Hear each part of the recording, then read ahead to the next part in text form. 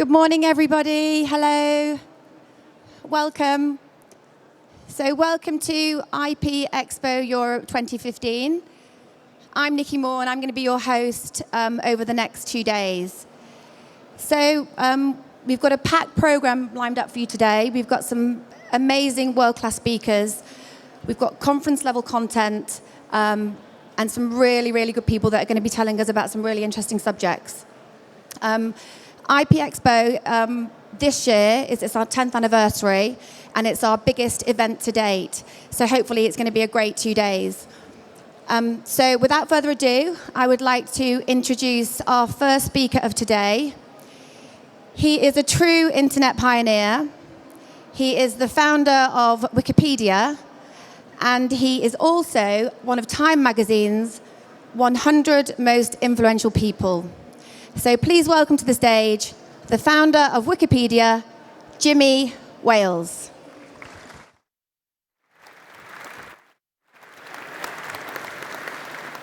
Great, thank you.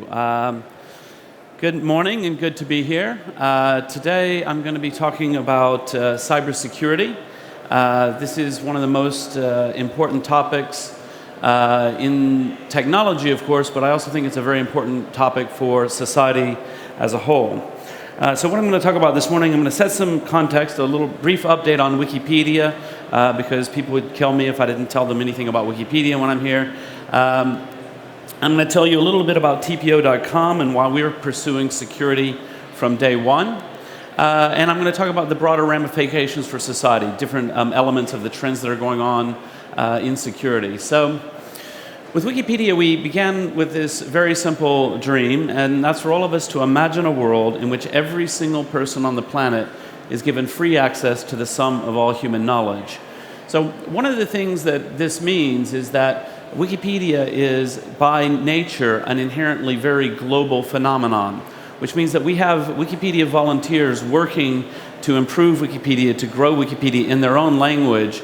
And they're working in all kinds of societies where freedom of speech is mainly respected, to societies where freedom of speech is barely existent at all. And so we have always been very conscious of and think a lot about the safety of our volunteers and the security of the volunteers. And so from the very beginning, we've had to deal with issues in places all around the world. This community is amazing. We've written over 32 million articles across many, many languages. I'll tell you more about the languages in a minute.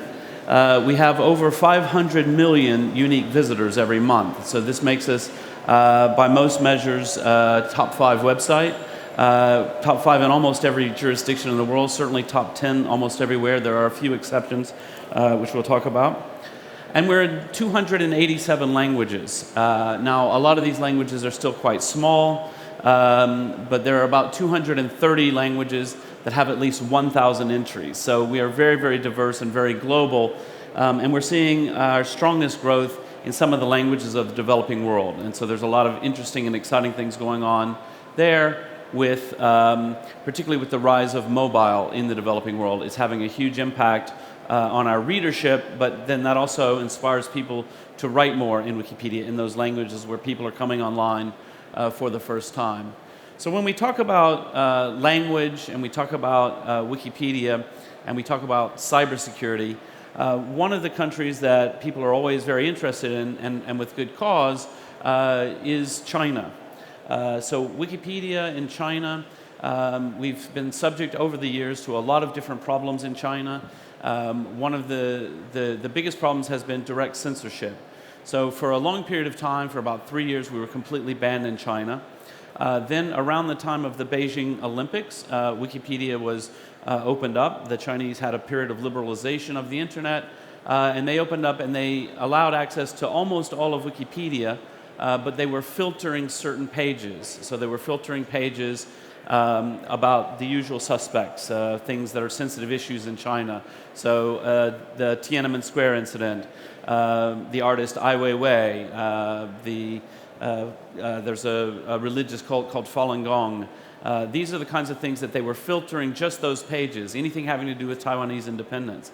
And so we reached a period. I've been to Beijing a couple of times, and the minister who's in charge of censoring the internet has been to see me in San Francisco a couple of times. And we were at kind of an equilibrium for a long time, where most of Wikipedia was accessible there, but a handful of pages filtered. We've made it a principle that we will never cooperate with censorship of Wikipedia. So unlike Google and a lot of the other internet giants who went into China and made a choice to participate in the censorship regime, we've always taken a very principled stand. My view is that access to knowledge is a fundamental human right. It's a corollary of the right of freedom of expression, and that it would be inappropriate for us, given our mission to give free knowledge to the world, to ever participate in government censorship. So we've always been held very, very strong, and as a result, when we were banned in China for a long time. So in China, even today, or in a few months back, we were still around the number 50 website in China. So not in the top 10. That was due to the long period of blocking. But still, number 50, you're still a very popular website. So one of the interesting things that happened is that, when we were opened up for the first time, people started contacting me, and they were showing me things like this. Here's a menu, as you can see. Steam eggs with Wikipedia. Wikipedia fried with eggs. So someone emailed me one of these menus, and they said, "Jimmy, what does this mean?" And I wrote back and I said, "I have no idea." So I said, "But I know who will know." So I emailed the Beijing area Wikipedians, and I said to them, "What does this mean?" And they wrote me back and they said, "Jimbo, we have no idea." So these are, all these different food items are different: beef brisket and Wikipedia flavor. So the only thing we've been able to figure out is that this is the time when Wikipedia had just opened up into the Chinese market. They had unblocked us, and at that same time, a lot of the restaurants in Beijing and Shanghai were expecting millions of foreigners to come for the first time for the Olympics. And so they were typing in food items, saying, "Oh, we need to translate our menu." So, "Oh yeah, how do you say this food, in English?" And they say, "Oh, I don't know." They look that up, and of course, the first thing you find when you search for almost anything is Wikipedia. So they say, "Chicken." That in English it must be Wikipedia. So anyway. Quite an amusing story. There's a Wikipedia bread company. I went there in Dalian. It's nice. It's like a Starbucks. Stir-fried Wikipedia. I like it spicy myself. So they go on and on and on.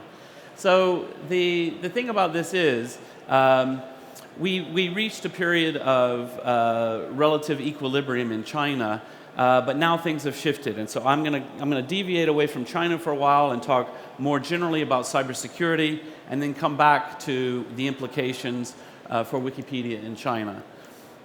So there is a massive trend going on the internet towards SSL, towards secure connections. So you know how when you go to a website, it says HTTP or HTTPS. S is a secure connection. This is what you used to find mainly on places like when you go to your bank. That would be an SSL connection. But most websites were unencrypted, and we didn't worry too much about it. It was a lot of activists and people who were passionate about privacy thought this was a problem, but by and large, most of us ignored it. And one of the reasons is that back in the day, it was generally regarded as cost prohibitive.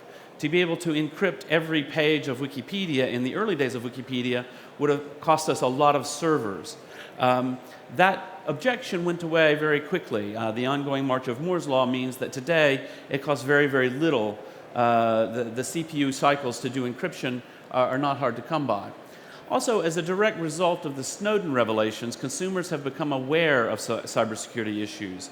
It's on ordinary people's understanding more than ever before.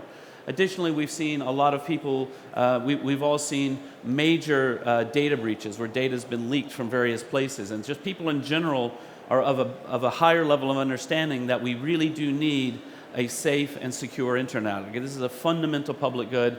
It's something every government should be diligently working on, but as we'll see later, not all governments are working in the right direction on this, and it's a little bit concerning and surprising. So the demand on service providers for encryption has surged. Many of the major internet properties are very much and very quickly going to all SSL connections as quickly as possible, and this is the market is responding. Global encrypted SSL traffic has been booming.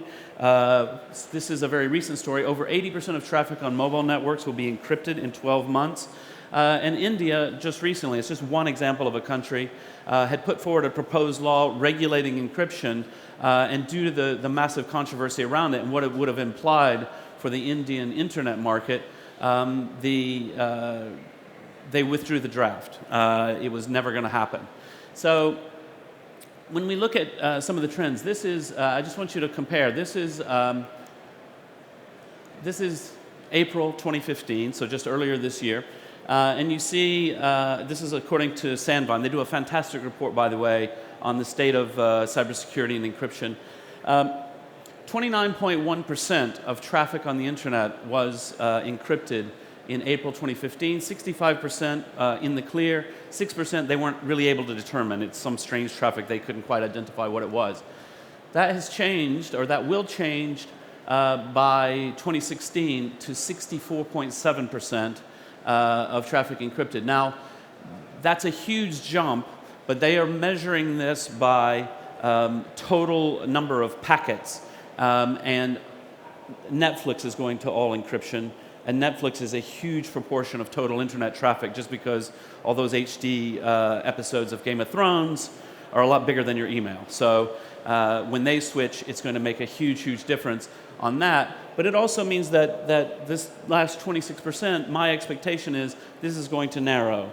That over the next several years, that's going to end up being a 5 to 6% slice, and it's going to be some very small websites and things like that just haven't bothered to do it.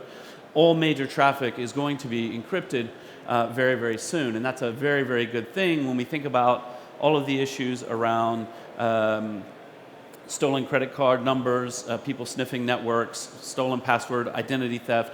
All of these things become much harder when your passwords and your data and information aren't flying over the clear every time that you're on an open network.